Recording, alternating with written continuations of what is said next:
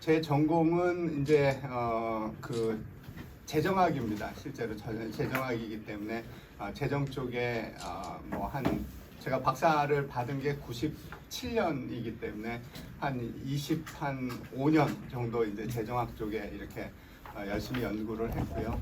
그리고 제가 이제 재정학 말고도 이제 발전론 쪽에도 관심이 있습니다. 경제가 어떻게 성장하고 발전하는가. 그래서 발전론 쪽을 했었고, 그리고 또 귀국하면서는 KDI 들어갔었는데 KDI에서 우연치 않게 이제 제가 이제 재정을 전공을 했으니까 재정팀에 들어갔는데, 그때 이제 당연히 출연연구소에서는 제 개인 연구가 아니라 이제 정책적으로 필요한 부분들을 해야 되고, 재정팀에서 그때 빠져있던 부분이 교육재정이었습니다. 그래서 제가 귀국을 2000년에 들어왔는데 2000년 7월에 들어왔는데, 그때 이후에는 교육재정 쪽을 했고, 그때 이제 사수가 이제 지금 장관 되신 이조 장관님하고 우천식 박사님한테 이제 일 배우면서 우리나라 교육재정들, 그리고 KDI 근무했던 거를 경험을 해보면 뭐 상당히 이렇게 우리나라 현실 정책에 대해서 경제학 공부하신 분들이 열심히 고민하고 또 술도 많이 먹고 뭐 그랬던 기억이 있습니다. 그래서 그렇게 막 점심시간 때 활발히 다양한, 그러니까 물론 이제 경제학 그러면 굉장히 좁은 거라고 생각하실 수도 있지만 저희가 이제 관심 있는 분야들이 다양하기 때문에 다양한 관심 분야를 가지신 분들이 이렇게 같이 논의하고 그랬던 경험을 가졌습니다. 그리고 실제로 이제 첫 번째 제 그 직장 생활은 이제 아까 말씀 주신 대로 이제 월드뱅크 컨설턴트를 했는데, 주로 그러니까 제 실제 직장은 메릴랜드 대학이었습니다. 그러니까 메릴랜드 대학에 연구소가 있고 거기에서 이제 2년 7개월, 그러니까 제가 실제로 첫 직장이었죠. 이제 박사 받고 첫 번째 직장을 거기 쓰면서 어떻게 보면 실제 현장들을 다녀봤습니다. 그때 2년 7개월 있으면서 제일 먼저 미션 갔던 데가 아르미니아라는 데 갔었고요. 그 다음에 캄보디아 프로젝트를 굉장히 많이 했었고, 그래서 캄보디아를 그때 한 3번 정도 갔는데, 그 월드뱅크에서 그 출장을 가면 기본이 2주입니다. 그러니까 짧으면 2주, 길면 한 달, 한 번 가면. 근데 뭐 2주짜리 한 2번, 3번, 캄보디아는 2주짜리 3번 갔었고, 아르미니아 첫 번째는 3주 가서 혼자서, 원래는 시니어가 데려가 주기로 했는데 안 데려가 줘가지고 혼자서 막 이렇게 고생하고 진짜 몰랐던 때여서 그랬던 기억이 있고요.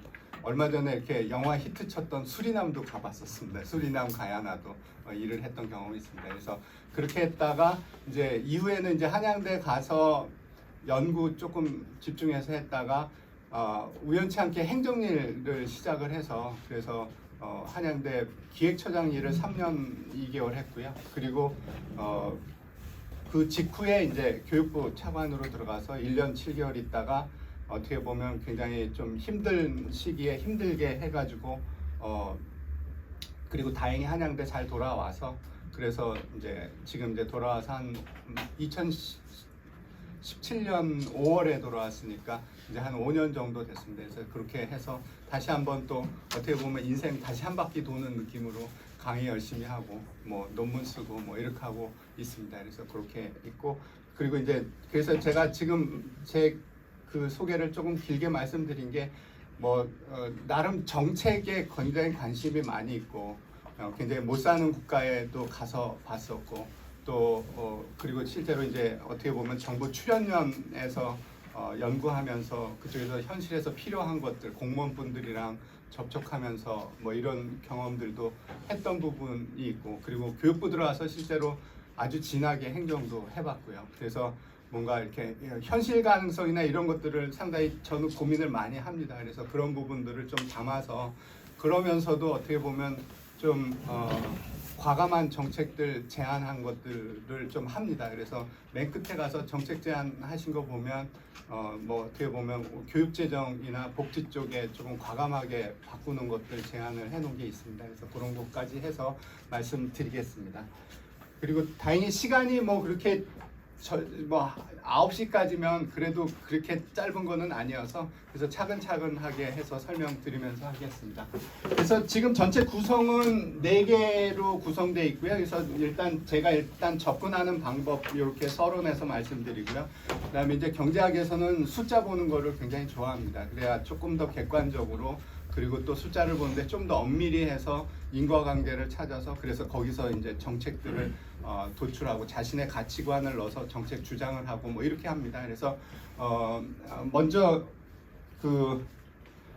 조금 그냥 기술적 통계 분석, 그러니까 긴 장기 시계열 데이터 아니면 그냥 국제 비교 뭐 이런 거 해서 좀 성장이 어떻게 이루어졌지, 조세 제도가 어떻게 됐지, 재정 지출이 어떻게 됐지 이런 것들을 한번 비교 분석하는 게 두 번째 절이고요. 세 번째는 그 재정 약간 이제 회계 분석을 해서 통계 분석을 조금 더 엄밀하게 하는 부분이고, 제가 이제 관심 있는 거는 성장하는 부분, 뭐 소득 분배하는 부분, 뭐 이런 것들에 대해서 이제 조금 더 엄밀한 통계 분석을 해서 거기서 함의를 뽑아낸 게 세 번째 절이고요. 네 번째는 조금 전에 말씀드린 대로 조금은 과감하게 정책들 생각한 것들을 제안하고 있는 것들을 정리를 해놨습니다. 그래서 전체 구성은 그렇고요. 그래서 일단은 두 번째 절에서 보면 굉장히 중장기 데이터 보려고 합니다. 그러니까 경제학에서 보려고 할 때 굉장히 짧게 뭐 몇 년 안에 거 변화한 거 이렇게 보면 그게 오도되는 통계치일 가능성이 굉장히 많습니다. 그래서 최대한 길게 뭐 50년, 60년 이렇게 보는 것들을 최대한 하면서 우리나라 조세 구조 규모, 재정 지출 구조 규모, 그리고 그것을 볼 때 약간은 유형화하는 접근을 했고, 그거를 이제 복지 모형이라고 부를 수 있는 것들로 이렇게 나눠서 좀 봤습니다. 그래서 복지 모형은 이제 사회복지학 하시는 분 중에 이제 에스팽 앤더슨이라는 분이 이제 조금은 선진국에서 복지국가로 가는데 이렇게 보면 좀 다른 특색들이 관찰됩니다. 그러면 그냥 생각해보면 미국하고 저기 보면 좀 프랑스랑 뭐 독일이랑 좀 다르게 운영되는 것 같고, 또 그런 국가들하고 뭐 우리 핀란드, 뭐 노르웨이 이렇게 들으면 또 다른 것 같고, 그런 부분들을 이렇게 특징을 잡아내서 이제 뭐라고 부르냐면 이제 영국이나 미국 쪽 시스템을 주주 모형, 그러니까 쉐어홀더 시스템. 그러니까 어떻게 보면 미국 경제 운영되고 뭐 전체적으로 운영되는 거 보면 굉장히 주식 시장에서 뭐가 새로운 일이 벌어지고 거기에서 뭔가 되는 그런 것들이 굉장히 많은 걸로 보입니다. 그러니까 저도 요즘 이제 주식해가지고 열심히 이제 주식 방송도 듣고 그러면 보면 이제 뭐 일론 머스크가 무슨 얘기했다, 뭐 애플에서 뭔 얘기했다, 뭐 넷플릭스가 어떻다, 뭐가 어떻다, 뭐 이런 얘기 굉장히 많이 하고, 그래서 굉장히 주주 중심 형태로 돼 있는 부분이 있습니다. 그리고 유럽의 대륙 국가들은 보면 옛날에 어떤 의미에서는 노조 중심의 어떤 복지 국가들이 발전되는 모형이 있습니다. 그래서 상당히 사회보험 형태로 연금이나 건강보험이나 뭐 고용보험이나 이런 쪽을 중심으로 하면서 복지제도가 이제 뭐 독일이나 프랑스나 이런 쪽이 발전한 모습들이 보이고요. 그리고 이제 마지막으로 북구 쪽은 조금 더 다르게 어떻게 보면 경제 개발이 좀 늦은 시기에 이루어졌고 조금은 작은 규모의 국가들이고 식민지 경험들이 있는 국가들입니다. 그리고 굉장히 추운 쪽에 있는 국가고요. 경제학에서 이렇게 공부할 때 날씨하고 경제 성장하고 관계 있다고 얘기합니다. 그러니까 눈이 안 오는 국가에서 잘 살기 힘든다는 얘기를 합니다. 굉장히 결정론적으로. 그리고 예외적으로 눈 안 오는 데서 잘 사는 국가는 뭐냐면 뭔가 제도나 뭐 이런 것들이 이식된 국가 같은 느낌입니다. 그러니까 뭐 싱가포르나 뭐 이런 데 이렇게 보면 뭔가 완전히 그쪽 지역하고는 다른 이질적인 거가 들어간 거고, 그게 아니라 일반적으로 보면 추위가 있는 국가들이 조금 더 잘 사는 경향들이 있습니다. 그리고 그걸 이제 우리가 조금 더 그 경로를 설명할 때는 뭐라고 얘기하냐면 추위가 있으면 미래에 대비해야 되는 훈련을 한다고 생각을 합니다. 그러니까 겨울이 있기 때문에 겨울을 대비 안 하면 생존이 불가능합니다. 그 얘기는 무슨 얘기냐면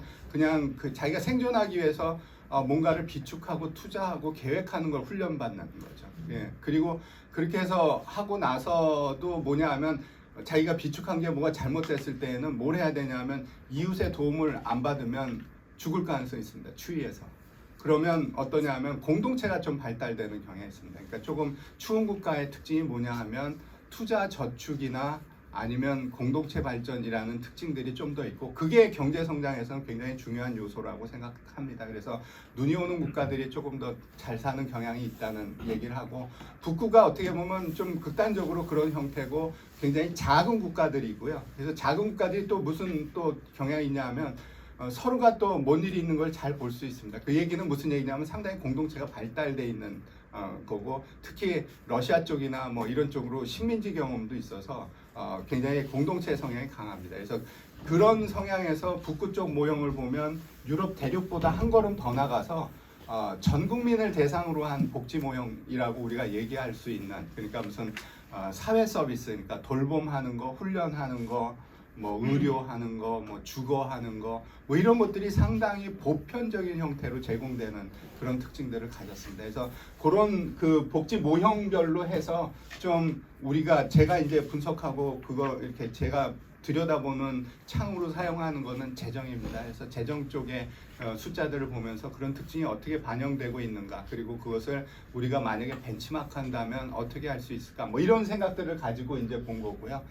3절에서는 저희가 아까 말씀드린 대로 회귀 분석해서 조금 더 엄밀하게 인과관계를 성장의 요소, 복지, 그러니까 어떤 소득 분배의 요소들을 찾아보려고 했고요. 뭐 그래서 그렇게 분석을 했고, 제가 제일 먼저 이제 시작한 건 뭐냐면 약간 이론적으로 과연 어떤 정책을 제안하는데 목적으로 설정해야 되는 게 뭘까, 그런 고민을 먼저 해서 그냥 말을 이렇게 만들어 냈고, 그다음에 이제 이 말이 아니 이미 다 쓰인 거 아니야, 그리고 인터넷 찾아봤는데 아주 이렇게 엄밀하게 정의되거나 그러지는 않은 것 같습니다. 근데 일단은 이제 많이 아마 들어보셨던 말이 이제 지속 가능한 성장, 뭐 이런 얘기 많이 들으셨을 겁니다. Sustainable Growth 뭐 이렇게 해가지고 뭐 동반 성장 위원회, 뭐 아니면 뭐 Sustainable 뭐 Development Goal 뭐 이런 식의 표현들을 굉장히 많이 쓰는데, 일단 제가 뭐 그 단어를 들었을 때 성장 자체가 목적이 될 수는 없다고 생각합니다. 우리가 성장을 목적으로 하는 이유가 뭐냐면 성장이 가지는 굉장히 좋은 과실들이 있기 때문에, 좀 더 소득도 높아지고 소득 분배도 개선할 수 있는 부분들이 있기 때문에, 그래서 성장을 뭐 이렇게 앞에 내세우는 거지 궁극적인 목적은 아니다라고 생각을 하고요. 아마 그래서 제가 대신 여기 대안으로 제시한 건 그냥 복지국가를 목적으로 그냥 뚜렷이 놓는 게 맞다라고 생각을 합니다. 그러니까 우리가 가려고 하는 건 복지국가고, 그리고 우리가 가고 싶은 복지국가는 한번 잠깐 갔다가 망해버리는 복지국가가 아니라고 생각을 합니다. 그래서 어떻게 보면 그냥 꼭 말장난 같기도 하지만 제가 이렇게 우리가 정책을 이렇게 할 때 궁극적인 목적이라고 내세우는 거는 오히려 지속 가능한 복지국가를 우리가 우리나라의 장기 목표다 이렇게 설정하는 게 더 맞을 거다라는 생각에서 지속 가능한 복지국가라는 것을 목표로 해서 이 앞에서 분석했던 것들을 좀 바탕으로 해서 이용해서 정책들을 좀 제시하고 뭐 이렇게 해보려고 하는 노력들을 조금은 했습니다. 그래서 이렇게 일단 기본적인 시각하고 접근 방법들 말씀드렸고요. 그래서 이론적으로 제가 조금 전에 말씀드린 어떤 그 지속 가능한 복지 국가라고 얘기하는 그것을 우리 이제 경제학 틀에서 사용해서 분석을 하려고 그러면 후생 경제학이라는 경제학 분야가 있습니다. 그래서 후생 경제학은 뭐냐 하면 기본적으로 사회 구성원들이 뭐를 목표로 하고 그것을 하기 위해서 어떤 정책들을 해야 되고 그런 정책을 보완하는데, 그냥 말만 좋은 정책들이 꽤 많이 제시될 수 되는 경우들이 꽤 많습니다. 그냥 뭐 말만 번드르하고 달성 가능하지 않은, 그러니까 그런 것이 아니라 정말로 여러 가지 제약 조건들이나 뭔가 우리가 고려해야 되는 조건들이나 이런 것들을 고려한 상태에서 어떤 국민 후생을 극대화하는 정책들을 찾아낸다라는 게 후생 경제학의 분석 틀입니다. 그리고 지금 요 구성 요소 3개 중에 일단은 요 목적 함수로다가는 제가 지속 가능한 복지 국가라는 말을 붙여 넣은 겁니다. 그래서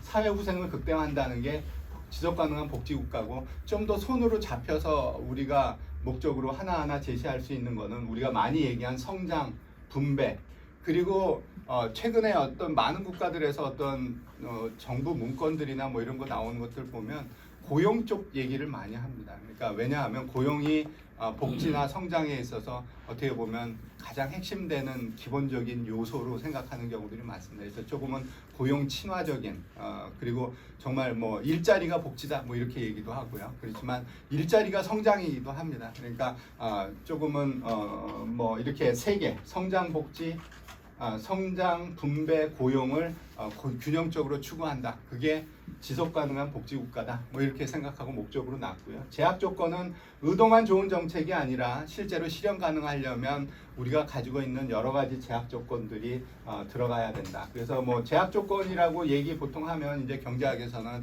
뭐냐 하면 정부 재정에 당연히 중장기적으로 건전성이 있어야지, 안 그러면 나라가 망할 텐데, 그러니까 함부로 그냥 다 인기 영합적으로 퍼주는 정책하면 지속 가능하지 않을 수 있기 때문에, 그래서 그런 어떤 재정 건전성, 그리고 뭐냐 하면 사람들이 피동적이지 않습니다. 정부가 부동산 이거 해가지고 저 투기꾼들 많고 부동산으로 생기는 거 불로소득이고, 그러니까 부동산 뭐 이런 거에서는 아주 그냥 엄격하게 부동산 살 수도 없게 하고, 뭐 그 다음에 세금 많이 때리는 게 좋아. 그렇게 의도가 굉장히 좋죠. 그리고 아마 그 뭐 그렇게 뭐 불로소득 많이 생기고 뭐 그 다음에 불안정하게 만들고 이런 거 없애겠다는 거 우리가 거부하기는 어려울 겁니다. 근데 그렇게 하다 보면 그게 뭐냐 하면 사람들의 행태가 바뀌는 겁니다. 그러니까 그렇게 과도한 세금 하에서 뭐 그 다음에 뭔가 규제가 많은 상태에서 사람들이 과연 어떻게 할 거냐, 그러면 오히려 부동산 공급들 제대로 안 되고요. 사람들은 오히려 이게 나중에 바뀔지도 몰라 얘네들, 그러니까 오히려 더 투기적으로 반응하고요. 뭐 이렇게 하다 보면 의도는 좋지만 결과는 정반대로 나올 가능성이 굉장히 많습니다. 그래서 뭐 문재인 정부 때 부동산 정책들을 뭐 그런 맥락에서 뭐 비판할 수 있다고 생각합니다. 그러니까 뭐냐 하면 우리가 중요한 건 의도가 아니라 실제로는 그게 실현되는가를 봐야 되고, 실현되는가를 보려면 사람들이 정책이 주어졌을 때 피동적으로 반응하는 게 아니라 그것에 맞춰서 행동을 바꾸고요. 그리고 그게 시장에 반영돼서 균형이 생기고 가격들이 변화하고, 그러한 전체적인 어떤 행태 변화, 균형 변화, 재정 건전성, 이것들을 다 고려하면서 정책들을 해야 된다라는 이야기를 합니다. 그래서 그렇게 해서 분석을 하고요. 그 다음에 이제 여기에서 조금 더 깊이 들어간 건 이제 이렇게 선택하는 거, 팔러시라는 거 자체도 약간은 개념화해서 접근을 했습니다. 그래서 개념화해서 접근을 했고, 이거는 이제 제가 이제 작년에 이제 그 정책 용역 하나, 그 국민경제자문회의 뭐 이거에서 하는 거를 하나를 했었는데, 그게 이제 뭐 그 성장복지 일자리 선순환 뭐 이런 주제였습니다. 그러니까 어떤 유럽 국가 스웨덴이나 뭐 이런 데에서 어떻게 변화했는가도 보고, 그러면서 이제 뭐 조금 전에 얘기했던, 실제로 제가 그냥 세계 얘기했던 성장복지 일자리, 이것들이 어떻게 선순환될 수 있는가를 고민해보자, 뭐 이런 정책 용역을 하면서 약간 이론적으로 접근하면서 그동안 어떻게 보면 이렇게 말로만 했던 거를 한번 차분히 앉아서 이렇게 한번 우리가 정부가 쓸 수 있는 정책들이 뭐가 있지, 그리고 그거를 우리가 분류해가지고 정리하면 어떻게 정리될 수 있지, 그걸 한번 이렇게 표에다가 정리를 해본 겁니다. 그래서 지금 요 위에 표에 이 각 그 행의 열이라고 불러야 되나, 열에는 이제 목적이라고 부르는 거지. 그러니까 지금 뭐냐 하면 복지라는 거 얘기하고 소득 분배 얘기하면 그게 이제 소득 형평성이고요. 근데 그거랑 좀 따라 붙는 게 뭐냐 하면 그런 어떤 이렇게 한 시점에서 보는 소득 분배가 아니라 시계열로 봤을 때 부모 세대하고 자녀하고의 어떤 소득이라는 것이 얼마나 그냥 조금 기회가 형평한가, 이런 걸 이동성이라고 부릅니다. 그러니까 뭐 경제적 이동성, 이런 것들 하는 걸 목표로 하는 부분, 그리고 아까 고용이라고 얘기한 거, 그 다음에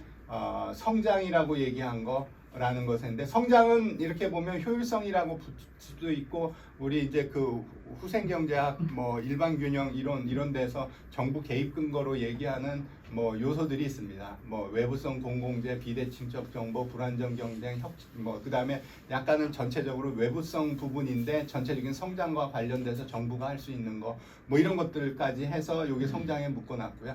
그다음에 이제 지금까지 얘기는 안 했지만 또 중요하게 정부가 해야 될 책무라고 얘기하는 게 이제 경기 안정입니다. 요즘 뭐 미국 뭐 페드가 뭐 했네, 뭐 지금 뭐 거기서 무슨 금리를 몇 프로라 하네, 뭐 이런 거 굉장히 민감하게 뭐 이렇게 우리가 보고 있는데, 결국 정부가 해야 될 중요한 역할 중에 하나가 경기가 이렇게 이 자본주의 시장 경제가 가지는 굉장히 큰 약점으로 많이 지적이 됩니다. 그래서 경기 변동이 있다는 거, 그리고 그거를 완화시키기 위해서 뭘 할까 해서 목적을 이렇게 A, B, C, D 이렇게 네 개를 놨고요. 그 다음에 이제 여기 있는 거가 이제 어떻게 보면 뭐 우리 경제학 훈련 받으신 분들은 대부분 알고 있는데 이렇게 하나하나 이렇게 정리해서 별로 이렇게 정리해 보지는 않았던 걸로다가 해놨습니다. 그래서 첫 번째는 아예 정부가 공적으로 소유하는 방법이 있습니다. 정부 정책 중에. 그렇게 해서 완전히 공적으로 소유할 수도 있고요. 아니면 자본시장 통해서 부분적으로 소유할 수도 있고요. 그 다음에 수량을 어떤 자원 배분에 있어서 수량이 어떻게 돼야 된다, 누가 얼마를 소비해야 된다라는 걸 정부가 그것을 규제해서 정할 수도 있습니다. 그래서 이것을 제가 수량 규제라고 얘기를 해놨고요. 그래서 뭐 공적으로 제공한다라고 얘기하는 게 기본적으로 뭐 예를 들면 초중등 교육입니다. 중학교, 고등학교. 사립중학교도 있고 사립고등학교도 있습니다. 근데 그거 누가 하죠? 사립이 하는 거예요? 민간이 하는 거에서 그러면 아닌 것 같은데 아니 정부가 다 하는데 교육과정도 하고 선생님들 자격관리도 하고 뭐 가서 규제도 하고 뭐 그쪽에서 뭐 잘못하면 감사도 하고 그래서 정부가 뭔가 책임지고 어떤 재화나 서비스를 이렇게 시장에 흐르도록 하는 거, 그리고 생산한 거가 아니라 그렇게 전체 시스템을 만드는 걸 제공이라고 표현을 합니다. 프로바이드 한다고 그러죠. 그래서 공적으로 제공하는 시스템이 있고요. 그다음에 아예 수량 규제하는 경우입니다. 그래서 이런 수량 Q로다 가는 방법이 있고 P로다 가는 방법이 있습니다. 그래서 P로 가는데 P로 갈 때에는 또 아예 가격을 시장에서 최고 가격, 최저 가격 지정하는 경우 있고요. 그거 말고 간접적으로 가격을 변화시키느냐고 조세를 부과하거나 보조금을 주는 경우도 있고요. 그래서 뭐 이렇게 표현을 해놨고요. 그 다음에 이제 QP가 아니라 거래하는 거에 대해서 규제하는 경우도 있습니다. 그래서 거래를 반드시 이렇게 해야 된다라고. 그러니까 뭐 공정거래 정책 이런 거 있고요. 그 다음에 거래 중에 보면 모든 사람이 사야 된다 이렇게 해놓은 것도 있습니다. 정부에서. 그게 뭐냐면 국민연금 건강보험 그렇습니다. 그래서 그런 거는 거래 규제라고 이렇게 우리가 분류할 수 있고요. 그 다음에 제가 또 하나 분류는 이제 소득 개입하는 거 이렇게 써놨죠. 그래서 소득에 개입해서 누구한테 소득을 주거나 아니면 누구 거를 뺏어오거나 이렇게 하죠. 그래서 조세도 있고 재정 지출도 있고요. 그리고 아주 근본적인 정부의 원칙은 뭐냐 하면 어떤 그 경기의 규칙을 정하는 부분이고 어떤 경제 거래에 있어서 제일 중요한 규칙은 누가 뭘 소유했는가, 그리고 거래했을 때 거래가 이렇게 실제로 이루어지고 약속한 게 지켜지도록 그거에 대한 틀을 만들어 주는 겁니다. 그래서 맨 밑에는 이제 재산권 이라고 얘기를 해놨던, 그리고 재산권을 만드는 게 어떻게 보면 경제학에서는 이제 그 이론적으로는 이렇게 재산권을 딱 만들어주면 그 다음에 거래를 하도록 하면 시장이 만들어집니다. 그래서 그 재산권을 잘 정립시켜주는 그러한 부분들 이렇게 해놓고요. 그래서 이렇게 수단이 있고 목적이 있고 그리고 현실에 있는 정책들을 여기 안에다가 하나하나 이렇게 집어넣어보는, 그냥 이렇게 표 채워보는 일을 한번 해봤습니다. 그래서 그러면 이게 이렇고 저렇고, 그러면 제가 오늘은 안 보여드리지만 이거를 이제 국가별로다가 또 어떤 나라에서 어느 쪽에 초점을 둬서 정책을 하고 우리나라는 어디에 했는데 뭐가 빈 것 같고 뭐 이러면 조금 더 나갈 수 있는 방향들을 생각할 수 있습니다. 그러니까 어떻게 보면 이론적으로 접근하면서 어떤 정책 전체의 틀들을 한번 볼 수 있는 그런 연습들을 해보려고 했던 부분이고요. 그래서 제가 일단은 1절에서는 이렇게 전체적으로 제가 생각하는 접근 방법, 그 다음에 기본적으로 어떤 이론적인 어떤 분석 방법들을 말씀드렸고요.